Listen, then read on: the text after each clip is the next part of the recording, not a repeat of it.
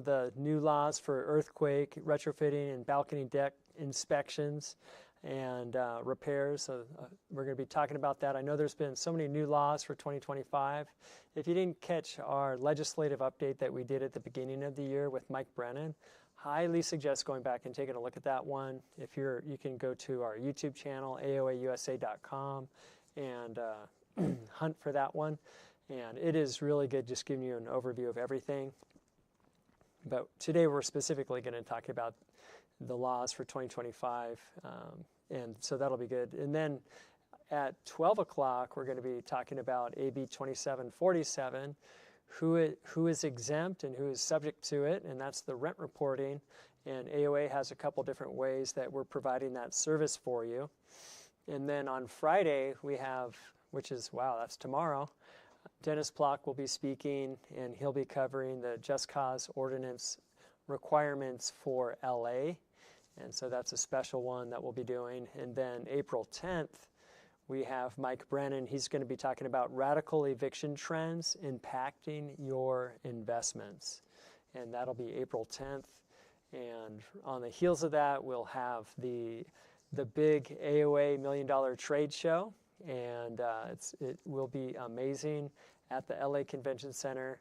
And I just want to invite you. It is free for members. It's free for non-members. So bring a friend, especially your non-member friends, because they get a free 6-month membership if they do attend. And we'll have lots of vendors and lots of different speakers. And it's just a great day to to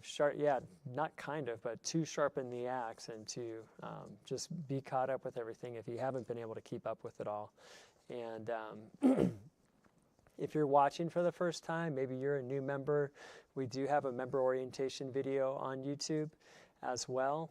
And you may want to consider subscribing and hitting the notification bell. Sometimes we upload stuff that is not live, and it's so easy to miss different events with your busy schedule. You don't have to watch this live. You can go after the fact to YouTube and see it all. And also, if you're watching from aoausa.com, there's the blue help button, and we use that to funnel questions over to us live. And so if you're watching from YouTube, you put them in the chat, and if you're watching from aoausa.com, you can put it in that, use that help button to get your questions to us. And just a shout out to One Structural.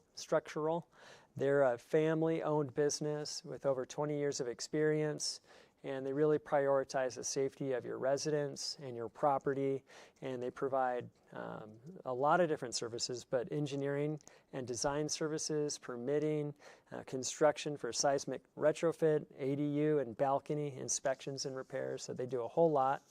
And our speaker today works with One Structural. She's a UCLA graduate. She's the director of One Structural, and she oversees business development, marketing, sales, and she hosts educational webinars all about ADUs and laws and guidelines. So a whole lot that she's doing and more, but she might share more, but please welcome me and help me welcome Helen Fower. Thank you, Jeff. Good morning, everybody. My name is Helen, and as Jeff mentioned, I'm the director of One Structural, and today I'm going to be giving you guys a sneak peek about our presentation coming up on April 16th at the LA Convention Center at the $1 Million Trade Show. So we really hope to see you all there. We'll be in booth, I think, 324.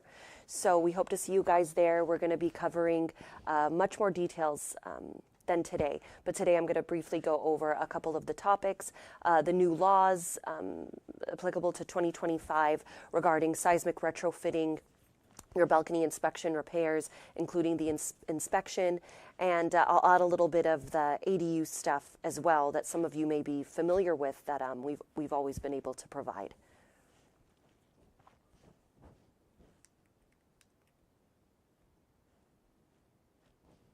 All right, so hopefully you can see our screen here, sharing our presentation for today. Again, just a little sneak peek about the bigger presentation that we're going to be doing, I believe, on one of the service areas on April 16th at the AOA Trade Show. So a little bit more about us. One Structural is made up of 3 divisions. So you may know us more so with our division names: Balcony 1, ADU 1, and Retrofit 1. So as the names apply, Balcony 1 assists and provides the services for all things SB 721 and SB 326. Inspections, reports, repairs, reconstruction, waterproofing, anything that you need regarding the new balcony and deck inspection laws. ADU 1 is our division specifically for accessory dwelling units. We do specialize in multifamily ADUs, but we still assist with single families as well. And Retrofit 1, one of our older divisions that specifically corresponds to soft story seismic retrofitting, which I will get into the new cities that are now required as of 2025 and will either took effect in January or will take effect next month. So our AOA presentation, again, April 16th, come check us out. We will be going over all the details for the new retrofitting mandates, the cities that require it, what the rules are, what you have to do as a building owner. We will be going over more details about if this applies to your building or not. We will be going over all things SB 721, SB 326, the deadlines, the rules. Many of you have now may have already completed your inspection and you're wondering, what on earth do I do with this report? So we'll assist with that. As well as some new ADU laws, especially some that were passed, I believe, last year, that affect how many ADUs you can build. Just a little highlight to throw it out there, you can build more now for multifamily properties. So that's really cool, and we will go into how you can do that and utilize the new Senate bill and increase your revenue and the value of your asset. So to give you guys a brief overview about the seismic retrofitting, as you can see here in these pictures, these are samples of what a soft story building is. So if you have a building that looks like this, built before a certain date, most likely you will have to seismically retrofit the building. Even if your city doesn't require it, your insurance companies have been requiring it, banks require it. So it's very important that you get this done, requirement or not. It's about safety. So it's about protecting the tenants and residents inside, as well as your building. So this is just a little sample of why seismic retrofitting is important. As you can see here from these earthquakes, I believe the one on the left was from San Francisco. The one on the right is the Northridge earthquake. This is what these soft story buildings are prone to do. And they could collapse the way that they were built prior to usually 1978, 1979. The code before then wasn't up to the current seismic code. And so these buildings, of course, were prone to collapse. And we get a lot of questions, you know, or statements, I would say, sometimes in anger of, my building's been through so many earthquakes, nothing has happened. Why do I have to do this? It doesn't always just take one large earthquake for something to happen. What happens over time is that with each earthquake and that lateral seismic force, it could be doing certain cracks, stuff to the existing concrete footings that are there. It could do a lot already that maybe it'll take 5 earthquakes for something significant to happen. Maybe it'll take 8. Maybe it'll take a certain strength of an earthquake for those cracks, something to finally happen. So although fortunately the building may appear to have been okay through numerous earthquakes, you don't know the type of damage that it could be doing underground to the foundation, in the walls, and so forth. So it's very important to take these types of safety mandates seriously because of the potential. And, you know, these are your buildings, these are your investments. Oftentimes these are your, this is your job and how you're getting revenue. So it's important to keep these buildings safe. And obviously, more importantly, the people inside. This is just a sample too of how to identify if a building will need the retrofitting or not. The 2 buildings on the top, the one on the left has no openings. which characterize, tuck under parking or soft story. The top right is more of a parking garage. So although it looks like it's a soft story building with tuck under parking, it's more of a parking garage. And if you see the type of blocks, the concrete masonry units, also known as CMU walls, or reinforced block masonry, that type of structure is exempt from needing it because soft story retrofitting applies to wood structures. So you can usually just see it if you're walking through the parking garage and there's specific blocks, concrete blocks that make up that ground floor, you might be exempt. Sometimes there's a mixture of both, sometimes not. We can assist with that. The two buildings on the bottom, the one on the left, clear example of a soft story building. Even if it has the garage doors do nothing structural. So without those garage doors, those are multiple openings on the ground floor. You would need to retrofit. The building on the right represents either a basement or a crawl space, which may also require brace and bolting or some type of seismic retrofitting. So these are the cities that require soft story retrofitting. As you can see, a lot of them are older. I know San Francisco, I may not have even put San Francisco on there, Berkeley, Hayward, Oakland, those have been required, I believe, maybe since 2013, something like that. Here in Southern California, we have more and more cities requiring it. The newer ones, I believe, are Long Beach, Torrance, Burbank was just effective in January. San Jose actually is about to take effect on April 1st or April 2nd. So many more cities are rolling out with these mandates. We honestly expect most cities to eventually require it because all of California is it's a seismic state. And as mentioned, even if your city or county does not require it, the insurance or bank will, because they want to protect whatever they're providing the loan for. So if you do have to do retrofitting, you can actually combine the retrofitting requirements with an accessory dwelling unit. This little diagram just gives an example. The red beams, if you can see them, represent the steel columns, while that ground floor parking is being converted to new units. Here's an example of a project we did. I think this was in Culver City or in and around that area of a tuck under parking area that required seismic retrofitting.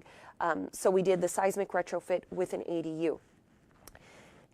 Please note that you still must take care of the seismic retrofit requirements. You can't just convert it to a unit and expect that to exempt you or eliminate the requirement. It's still a soft story cavity, and it must be brought up to code. So we would use things such as shear walls or other various elements per the engineer while converting it to an ADU. So it still must meet seismic retrofitting code. You do not want to get this converted without permits, think it covers it, because the city will come after you to rip everything up or at least bring it up to seismic code. And here's the finished product. So to go from this old, dark tuck under parking to this brand new beautiful unit that meets seismic code and now is I believe this was a 1-1, but with in-unit washer dryer, everything looks so beautiful. Sometimes it's a home run to be able to do this at the same time. And again, this is what it looks like from the outside. You'd never know what was there. And we always try to move parking if possible. If there's anywhere on the lot that we can relocate your parking, we can include that in the plans. And that way you can try to minimize losing your parking spaces at the same time. And then lastly, we'll go into the balcony and deck laws under SB 721, which applies to apartments, landlords and building owners.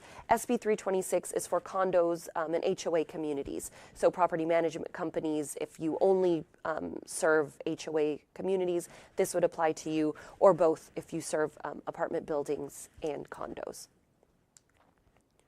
So the purpose of the law, this law was created because of the tragedy that happened at UC Berkeley when a balcony collapsed with multiple students on that balcony, many of which passed away, unfortunately. And that was due to a lot of structural issues, dry rot, I think something was wrong with the waterproofing, something like that. They haven't given a definitive answer, maybe because of responsibility or who's responsible, but it seems like it was a structural problem, waterproofing system problem, allowing water intrusion to build up over time. So that's why the law was created. Again, another safety mandate that you shouldn't ignore. This applies, this is a statewide requirement. So we get a lot of questions about this. I haven't received a notice yet from my city or from the county. You most likely won't. Maybe I've kind of heard of notices now. I know Long Beach is kind of cracking down on it, so maybe different cities are. But in general, you may never hear from your city because, again, this is a state requirement. You have to get it done.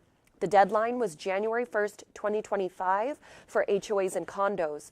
That was the original deadline for apartments as well, but there was an extension, a one-year extension to January 1st, 2026. So apartment owners, you still have a few more months, but that means you should be addressing it now before you're on a wait list and you can't get this done. So these are the types of elements. This isn't, I know as the name, everybody thinks it's just a balcony inspection. They are trying, I think, to update those, that word at least. This does apply to all exterior elevated elements. So shared common walkways, landings, stairways, porches, decks, and obviously, of course, balconies. So any type of element that extends from the building or extends even just from, they could be still recessed. You should still get those inspected as well. So any type of element that's meant for human capacity, so humans standing on it, exposed to the elements, must get inspected. Again, common walkway example, balconies as well. Those are pretty obvious ones. Must get inspected and are subject to the inspection. Again, these types of stairways with their landings, walkways, catwalks must get inspected.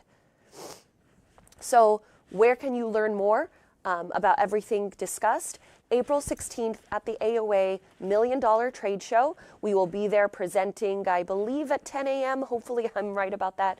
10 a.m. we'll be presenting. We'll also be in booth 324. Hopefully I'm right about that. Even if I'm not, we're going to be there no matter what. Myself, our team. So please come over and see us April 16th at the LA Convention Center. We'll be going into way more details than I did today to help you take care of your building, your residents, your tenants, and maybe even add a little bit more revenue each month too. So thank you, everybody. I'm Helen with One Structural. Awesome. Thank you so much. And we do have questions already, and we'll take the questions now and then just see where that takes us. Here we go. I had my balcony inspected last year. Is there specific documentation required by contractor? If so, what is it? Yeah, great question. So not only is the inspection required, but there is a specific compliance report that you must receive after the inspection is done. And that compliance report has several things that whomever inspected your property must follow.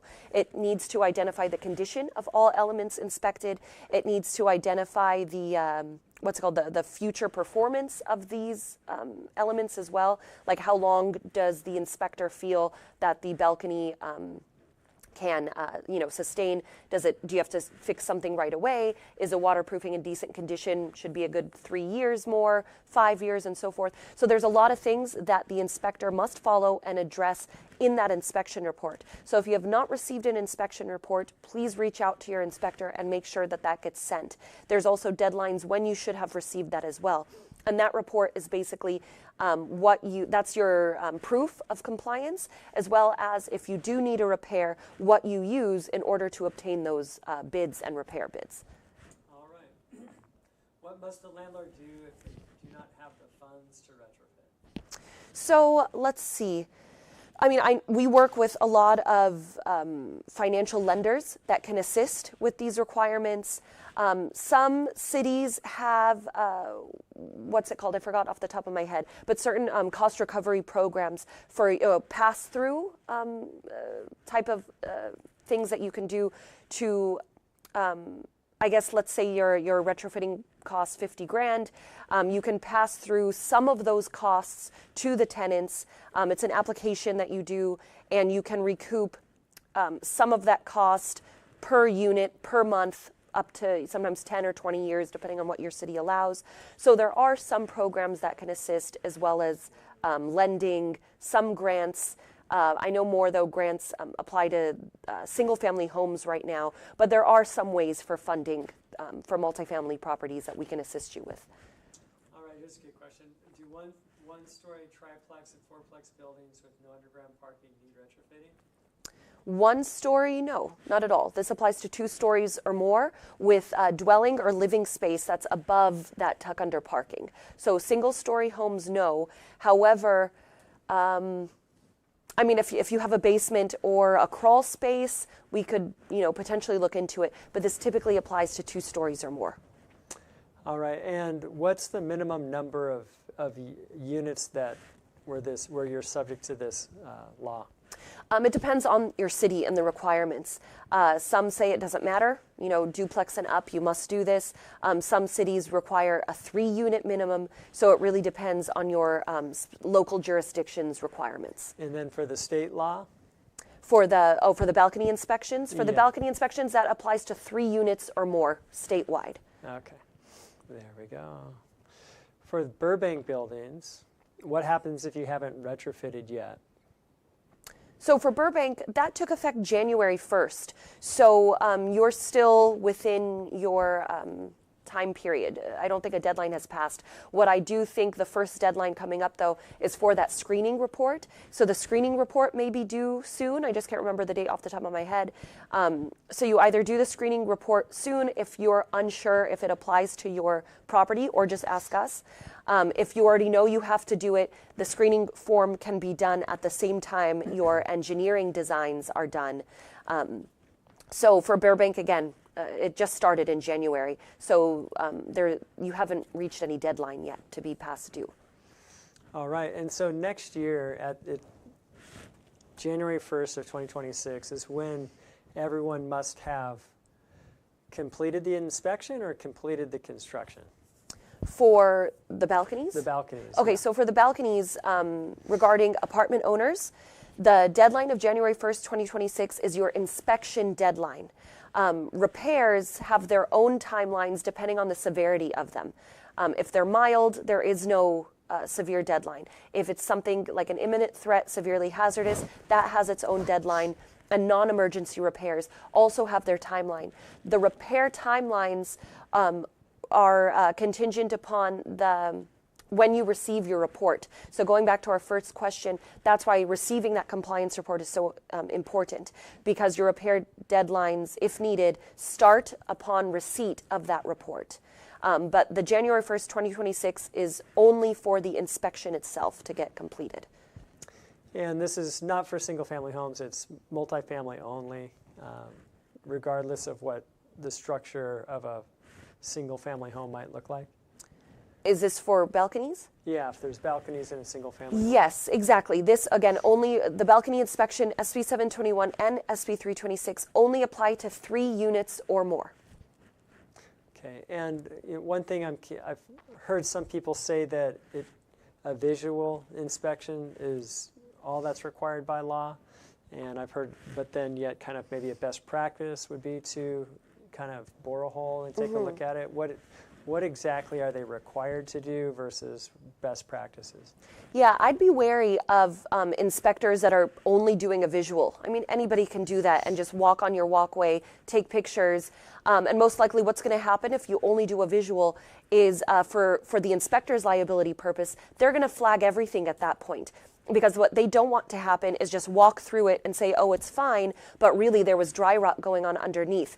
That would come back on them. So if you go with somebody who's only going to be a visual only, 1, maybe it was cheaper, 2, you don't want a hole somewhere, you're going to end up opening a bigger can of worms than you wanted to. What the law says, actually, it's a little bit ambiguous, which is why there's so many different interpretations, is that it does say necessary and required testing.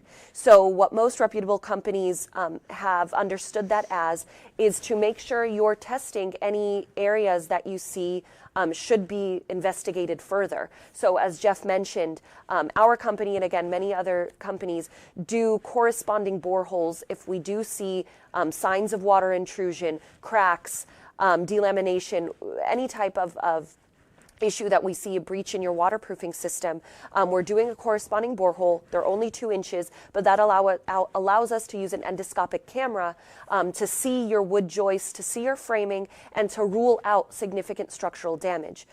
Or if we do see a problem, then we would provide you with our recommendations and how to get that area precisely scoped, repaired, and so forth, because at the end of the day, the liability will also fall on you as the property owner or property management company if you're not getting these thoroughly inspected and done properly. And how long does it take to do an inspection on a 4-unit building? 4-unit building, let's say you have either one common walkway or a couple of balconies, that would be done in 1 day or less.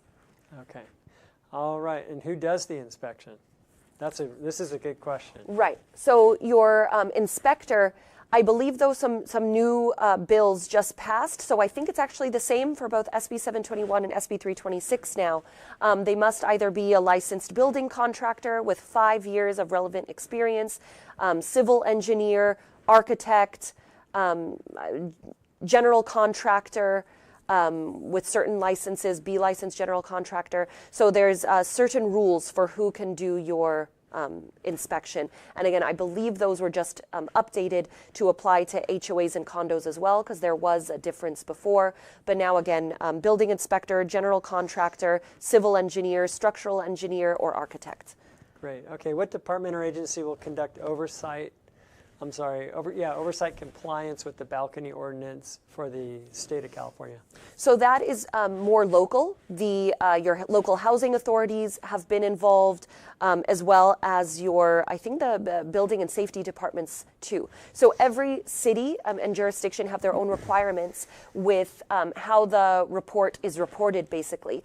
Some areas want the inspector to submit the report no matter what, even if your building is brand new and was in perfect condition, still must be submitted for compliance. Some only require imminent threats, like the highest flagged element, those reports to be submitted. And I believe they've already been starting to follow up. They've been issuing fines if you're not getting certain things fixed, if it was reported. So again, it depends on your city, their requirements, and whether they want the entire report submitted or just imminent threats. But building and safety, as well as the housing authority, have been responsible. So after you do your first inspection, how many years, what's the frequency that you need to have your building inspected? Great question. So the frequency differs between apartments and condos. Apartments must do this every 6 years. HOAs and condos must do this every 9 years. Okay, so every 6 years. And so the question, the Burbank building underwent major renovation, including balconies in 2019, and permits were pulled. Do I still need to have an inspection report since this was done recently? Yes, you do. Even brand new buildings still have to do this. A renovation, I don't think that would change your certificate of occupancy, because that's when it's done. Any buildings built after 2019, your 6 years start when you receive your certificate of occupancy. So a renovation, I don't think would change that at all. So yes, you still must do your inspection no matter what, even if you rebuilt them. And it is 2025. So exactly. 2019, that's even 6 years from. Right, yeah, you still need to be getting that done regardless. So what's the cost for a structural engineer to inspect multi-units? So the cost varies per building, because it depends on how many subject elements that you have, as well as their size and length. Okay, AB 721, as I read it, allows a licensed contractor to certify. I've never seen any reporting form. Who's supposed to receive the report? So yes, a licensed contractor, like a B licensed general contractor with relevant experience, can do your inspection. you're supposed to receive the report. Either the property management company or the owner must receive the report, and you must keep these reports for a minimum of 2 cycles. So for apartments, each cycle is 6 years, so you must keep that report for 12 years. Okay, that's good information. How many months does a typical retrofit of an apartment take? Like, let's just call it a 16-unit villa style in LA somewhere.